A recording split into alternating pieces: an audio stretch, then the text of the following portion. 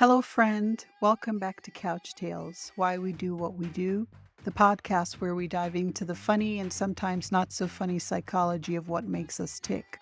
I'm your host, Analia. Today's episode, When Life Gives You Lemons, is also about sublimation, something we all do, whether we realize it or not. We're diving into the fascinating world of defense mechanisms, specifically sublimation, turning your trash feelings into treasure. Picture this. It's 2 a.m. and I'm furious because my upstairs neighbor decided that midnight was the perfect time to rearrange their furniture. Lying in bed, plotting revenge scenarios that definitely wouldn't make me a good neighbor or keep me out of small claims court. But instead of marching upstairs in my pajamas for a middle of the night confrontation, what did I do? I channeled all that anger into furiously cleaning my kitchen. By 3 a.m., my countertops were sparkling, and I had written the outline for this very podcast. That, my friends, is sublimation in action. Sublimation is when we take those not-so-pleasant impulses or emotions, like anger, frustration, or even certain desires, and redirect them into socially acceptable and even productive activities. Think about it. How many incredible works of art, groundbreaking scientific discoveries, or record-breaking athletic performances might have been fueled by people redirecting their complicated feelings? Vincent van Gogh didn't have the easiest life, but instead of letting his struggles consume him, he channeled those feelings into magnificent paintings. That swirly night sky, perhaps the visual representation of emotional turbulence transformed into something beautiful. Or consider the story of my friend David. After a painful breakup, he signed up for a marathon. 6 months later, he had a healthier way to process his emotions. The bonus? Great calves. From an evolutionary perspective, sublimation makes perfect sense.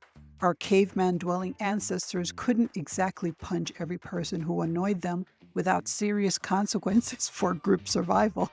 The ones who figured out how to channel those aggressive impulses into, say, more effective hunting techniques or better tool making, they survived and possibly didn't get kicked out of the cave. That famous Viennese doctor with the couch, you know the one I'm talking about, was actually the first to describe sublimation in psychological terms. He considered it the most mature defense mechanism, basically the gold star of coping strategies. According to the bearded wisdom keeper of psychoanalysis, sublimation allows us to satisfy our primitive urges in ways that contribute to civilization rather than destroy it. But it's not just him. Modern psychologists point out that sublimation is one of the few defense mechanisms that's actually healthy in the long run. Unlike denial or projection, which might help in the short term, sublimation actually helps us process our feelings while doing something constructive. Just look at famous singers writing breakup songs that make millions of dollars. That's sublimation at its finest.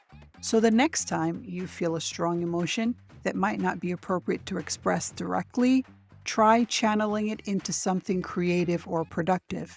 Angry at your boss? Clean your garage. Stressed about your finances? Go for a run. Heartbroken? Write poetry, even if it's terrible. The key is transforming that emotional energy rather than suppressing it or letting it explode in harmful ways. So what's your sublimation story? Do you bake when you're stressed? Garden when you're sad? Build elaborate Lego structures when you're anxious? Whatever it is, embrace it. Your defense mechanisms are part of what makes you a beautiful human. All right, that's it for today's episode of Couch Tales, Why We Do What We Do. I'm your host, Analia, and if you liked this episode, please take a moment to follow, subscribe, and share it with a friend. Until next time, stay curious, stay kind, and remember, sometimes your biggest frustrations fuel your greatest creations.